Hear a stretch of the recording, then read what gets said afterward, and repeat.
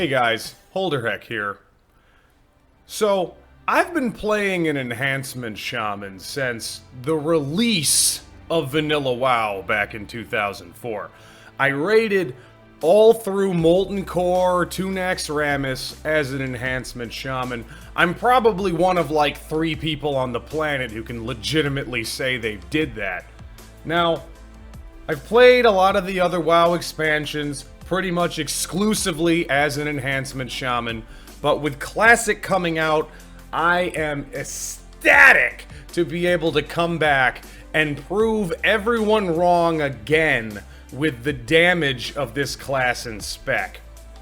I want to go over talent trees, the consumables you'd need to do damage as enhancement, the gearing you're gonna have through the phases of the Classic WoW rollout, and then the damage you can expect to do versus all the other classes. It's gonna be a pretty in-depth guide because, I mean, I'm not gonna say I know everything in the world there is to know about the enhancement shaman, but I know everything in the world there is to know about the enhancement shaman.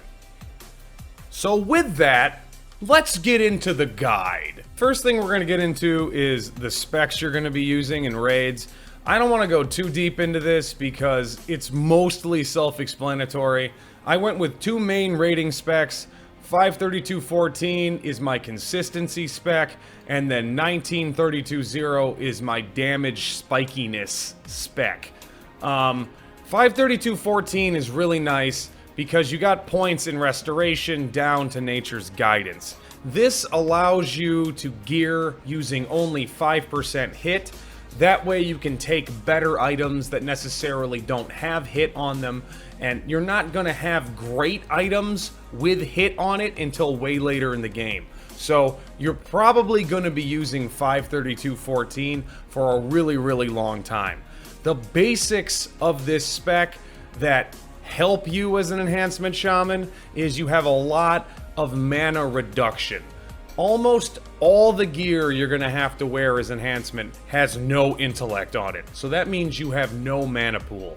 So anything you can do to reduce the mana cost of your abilities is super beneficial. So that's why we went 5 of 5 convection, reducing shocks by 10%. We went tidal focus, reducing heals by 5%. Totemic focus reduces the cost of your totems by 25%. That's super useful. Totems are really expensive, and you're probably gonna have to totem twist to at least some extent, and that's when you drop Grace of Air and Wind Fury in a pattern to where you can keep the buff up. That costs basically all your mana, so totemic focus really, really beneficial for that. Then you just get 1 point here in Totemic Mastery, increase the range, and then again, Nature's Guidance, giving you that sweet, sweet, delicious 3% hit. Everything else in Enhancement, I feel, is self-explanatory. Really quick, 5 out of 5 Ancestral Knowledge. This is a garbage talent. It maybe nets you 200 mana at level 60. If you PvP at all, take shield specialization. The only reason why Ancestral Knowledge is picked is because in a PvE situation, you're not using a shield. Improved Lightning Shield is another talent that you may take over Improved Ghost Wolf. Giving yourself 10% extra lightning shield damage is really inconsequential when it comes to any sort of damage numbers, and even in PvP, it's pretty useless, wherein the ability to drop into Ghost Wolf in 1 second is super useful for raids and super useful for PvP. Beyond that, every single one of these talents is pretty much a given. You maybe don't need this point in parry, and you can put it somewhere else, because there could be an argument for, in a PvE situation, the mob shouldn't be hitting you, but I would just take parry because it's basically a 5% chance to reduce all damage from melee, so, you know, I would take it as I did. And then, of course, Storm Strike. You will have people telling you that Storm Strike eats up a debuff slot, so you can't take it.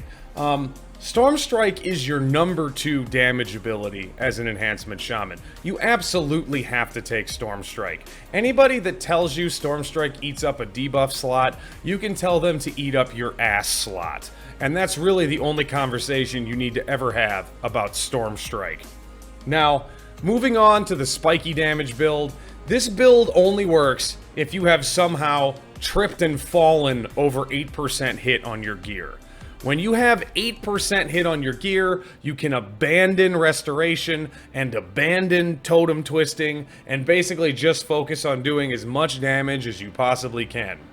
The downside of this build is that while it has the potential to do more damage, it also has the potential to do less damage because you're going to be getting resisted more because you don't have nature's guidance.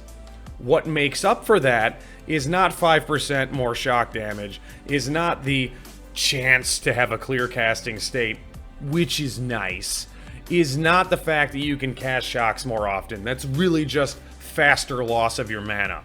What makes up for it is Elemental Devastation. This ability can skyrocket your damage. If you get a crit with any spell, I've gone through parses before where I'm just using level 1 shocks to try to trigger Elemental Devastation and just try to keep this thing up as much as possible. That extra 9% crit is amazing. Having a really high crit is very important to the Enhancement Shaman. You want to have like 33% crit buffed as like a goalpost to do good damage on a shaman. Everything above and beyond that is just a delicious frosting. So Elemental Devastation is that delicious frosting. Try out both these specs. If you only have 5% hit, then 532.14 is going to work for you 100% of the time. If you somehow get 8% hit and you steal those trinkets from rogues and you steal those boots from rogues and you have 8% hit, feel free to try 1932.0. But these are your 2 main rating specs: consistency and RNG.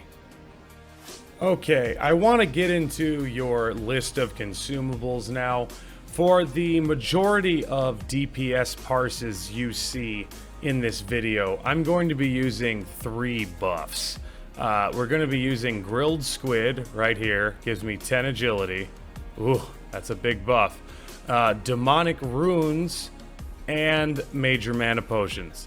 Now, the Demonic Runes and Major Mana Potions, like, these are not something you can really decide if you want to use. You have to use these consumables to do damage as an Enhancement Shaman.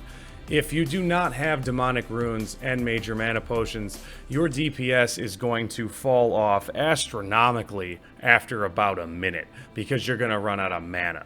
So farming Demonic Runes off the elite demons in Winterspring or other demons in like Fellwood and other areas is a necessity, and Major Mana Potions as well. I would highly recommend, just on a side note, that you become an alchemist as an Enhancement Shaman. It would make making these potions a hell of a lot easier, and pretty much your life in general a hell of a lot easier.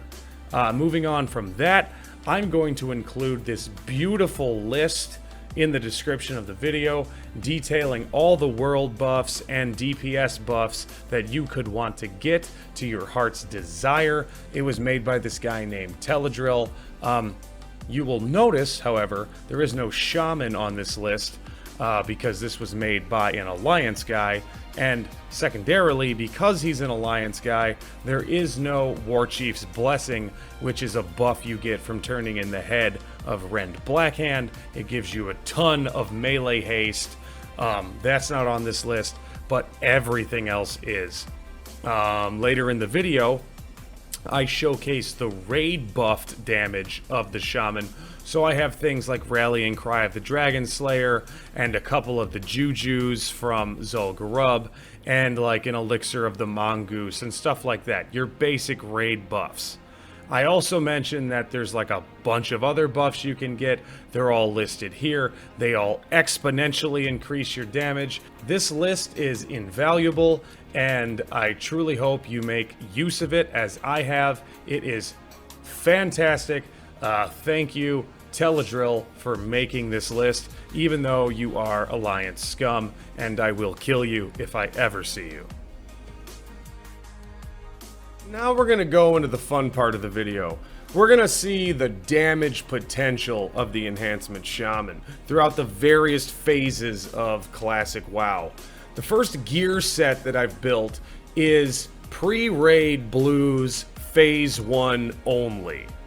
Now with this gear set, I've built it together on this website, 60 Upgrades.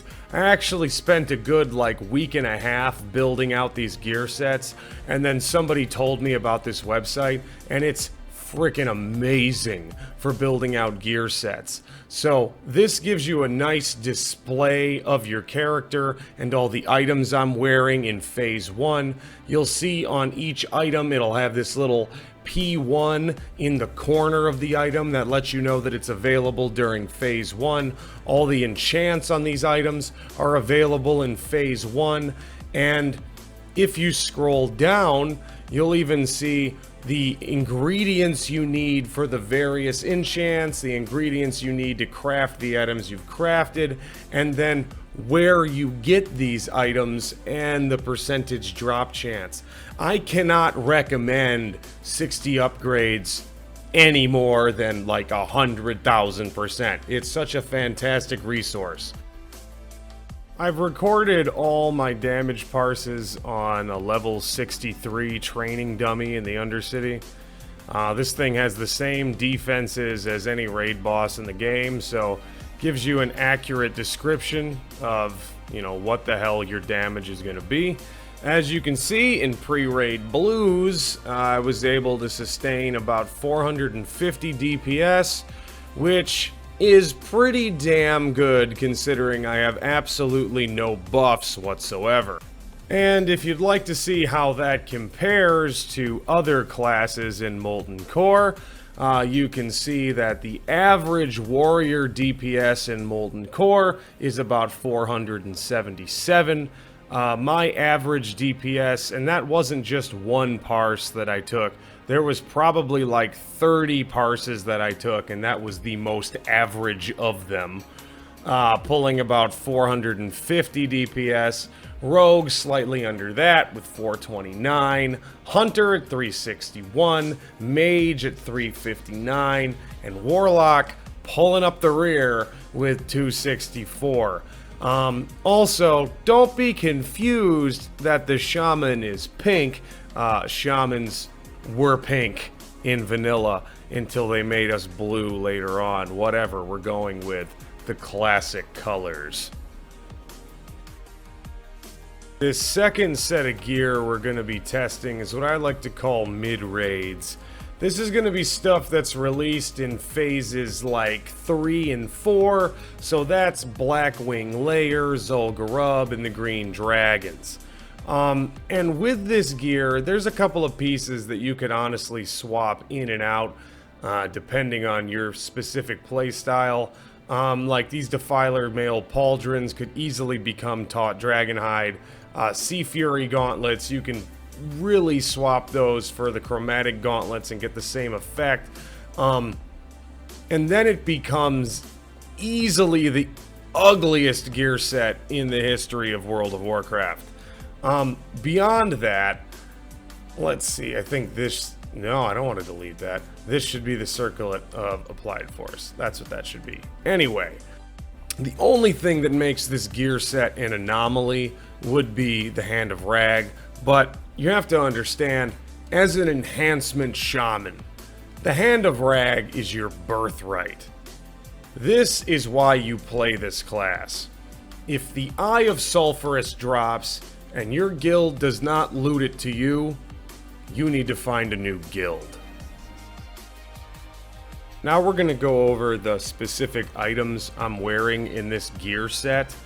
You can see them all right here. You can see the enchants I've put on them. And as before, I've said that these things can be pretty interchangeable with each other, because it really just comes down to personal preference at this point. But one of the great features that I like about this 60 Upgrades website is that you can actually compare the statistical differences you've gotten from your gear upgrades. So let's say I went back to my blue set, and then I want to see how much better this phase 4 set is. Well, if you look down here at the bottom, you see I gain like 1,000 health, 500 mana, all these statistical upgrades, like really not that much attack power, which is kind of funny, but 6.5 crit. And that's pretty major. That's pretty major. So, and then you go down here, and you're going to see where you have to get all these items. Defilers, Male Pauldrons, again, you have to be exalted with the Defilers. Got this Savage Gladiator chain. This is an item that you definitely could have worn instead of the Black Dragon Scale breastplate, because it's way better than the Black Dragon Scale breastplate. But I tried to farm that thing for like 2 years in Vanilla WoW and I never got it. But let's just assume that I get it now. That would be super cool. And then from the raids, Blackwing Lair, Molten Core, Zul'Gurub, all this phase of gear, nothing crazy, and then one item from the Green Dragons. Let's get into the damage of phases 3 and 4.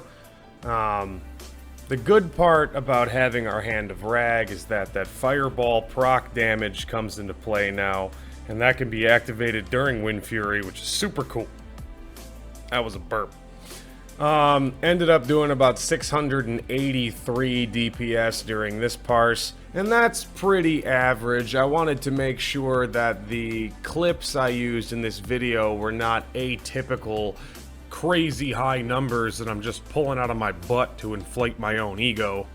So we're going to record average damage for this gear at about 650. And that's, once again, only using a +10 agility squid. Here we are with the top 30 parses in BWL. Starting from the top, you got Warriors with an average DPS of 753. Warriors already pulling away from the rest of the pack, and there's really nothing you're going to do about it. Until you're a mage in Naxx, but we'll come back to that. Then you have Enhancement Shaman, my parses at about 650 DPS, but again, that's with no buffs, so generally speaking that would be quite a bit higher, but you know what, I'm nerfing myself, because if I didn't, I would just be too damn powerful. Underneath the Enhancement Shaman, you have the Rogue with an average DPS of 637. Then you have the Mage, 506 DPS, Warlock, 473, and the poor Hunter bringing up the rear at 433 DPS. Here we are with your final best in slot gear. This is your absolute end game. And God, is it pretty. This just makes up for that awful looking mid-range 3 to 4 phase set. Like, this has got some nice blues and oranges, and your head's still on fire. Like, I'm a pretty big damn fan of this set. So let's go into what the items are before I just sit here and oogle myself wearing this gear all day. You know, fun fact, back in actual Vanilla WoW, I had a gear set really close to this, and just looking at it again is making me feel some type of way. Let's go into the actual items in this 5% hit best in slot gear set. As you can see, there's a couple changes here that you could easily make, like Leggings of Apocalypse can be changed with Scaled Sand Reaver pretty easily if you wanted some intellect, and then just swap that enchant to some agility. But I like to stay somewhere above 3,000 mana, and the difference is pretty negligible. So this would be what I would call the best in slot gear set for the Enhancement Shaman with 5% hit. And then you can see right here, we can swap that with the 8% gear set, which just throws on a couple more hit pieces, so we get up to that 8% hit chance. This allows you to use that elemental heavy build that I was talking about earlier. It's pretty easy to get to 8% hit at this stage of the game, so don't feel like you're chained to the 5% gear set. But if you notice, if you compare the 5% to the 8%, you do lose a little bit of attack power, and you know, the crit is negligible. You know, honestly, it's really not that much different. So it just comes down to play style at that point. Play how you want to play. If you're rocking, you know, Kel'Thuzad loot, I think at that point it's just do whatever the hell you want to do. So I'm just going to leave up the 5% hit one, because that's the one that we're testing.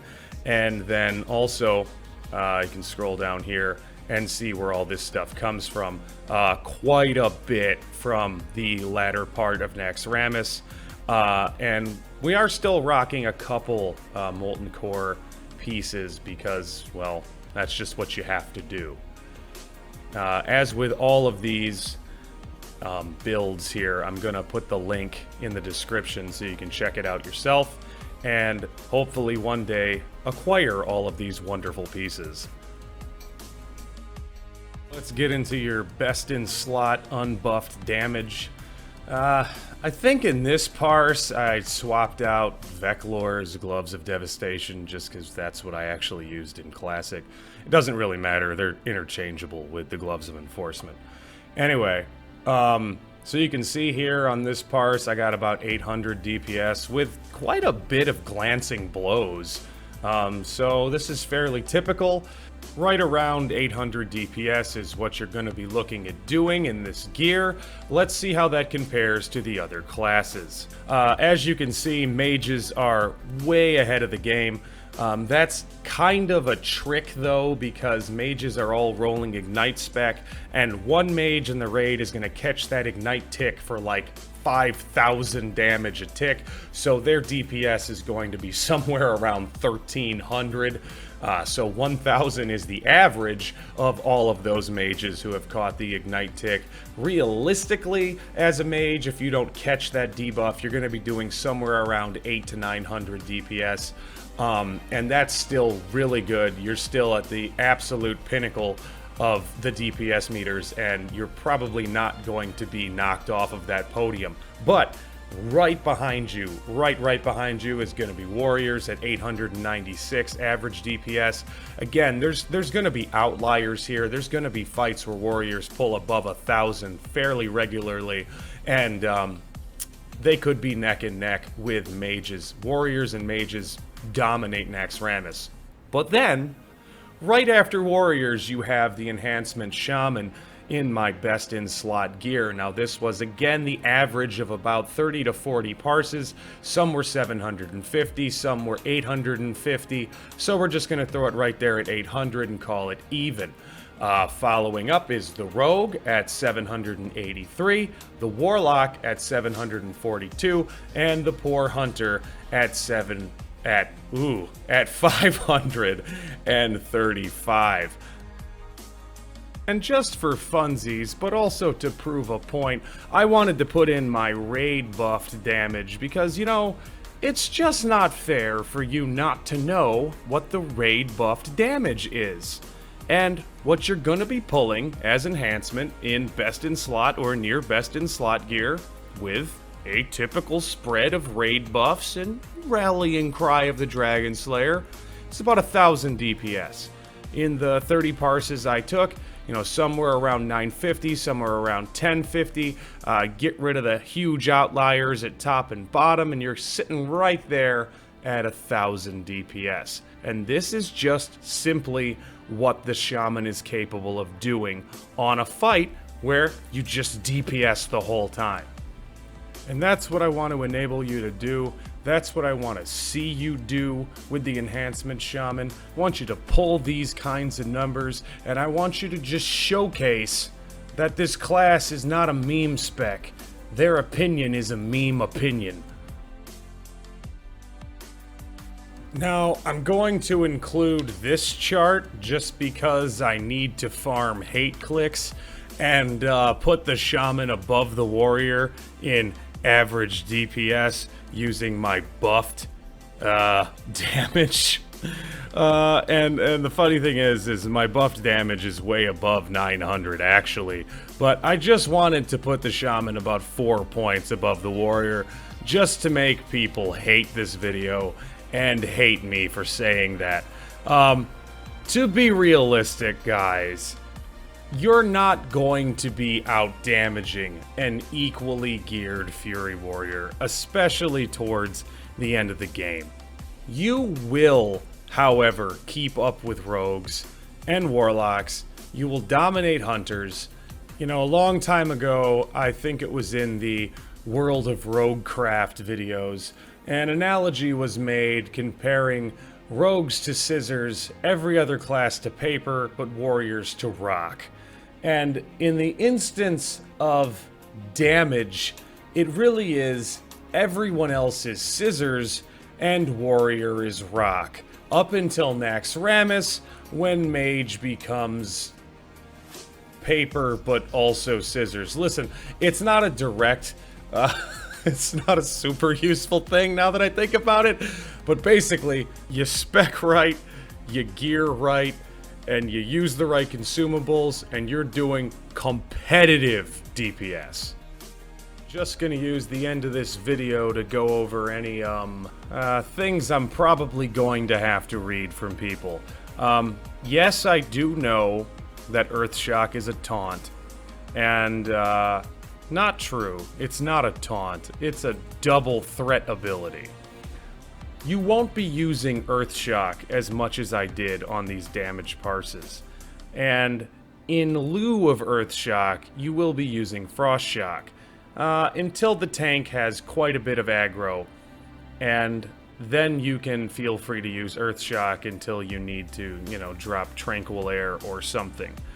DPS parses on a damage dummy trying to do maximum damage aren't necessarily realistic to raid situations, as in raid situations you have to move, you have to hold off on damage until the tank gets enough sunders, and various other things. But comparing this damage that the Enhancement Shaman is capable of doing to the damage the other classes are capable of doing on fights that threat really isn't that big of an issue is, I think, a very fair comparison.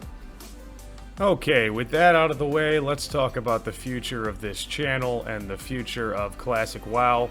I will be streaming Classic WoW, of course, because what's the purpose of playing a game unless you're showing everyone in the world you're playing that game?